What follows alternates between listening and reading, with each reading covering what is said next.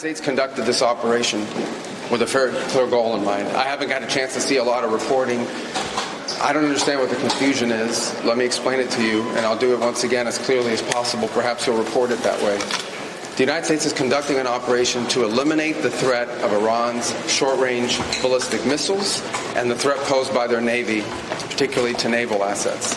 That is what it is focused on doing right now, and it's doing quite successfully. I'll leave it to the Pentagon and the Department of War to discuss the tactics behind that and the progress that's being made. That is the clear objective of this mission. The second question that's been asked is, why now? Well, there's two reasons why now.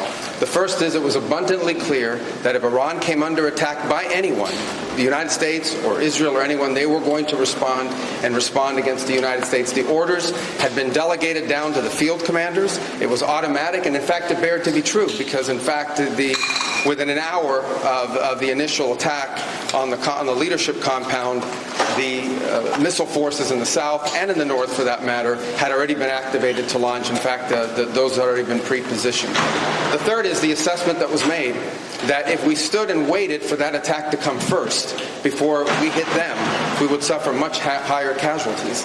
And so the president made the very wise decision. We knew that there was going to be an Israeli action. We knew that that would precipitate an attack against American forces. And we knew that if we didn't preemptively go after them before they launched those attacks, we would suffer higher casualties and perhaps even higher those killed. And then we would all be here answering questions about why we knew that and didn't act.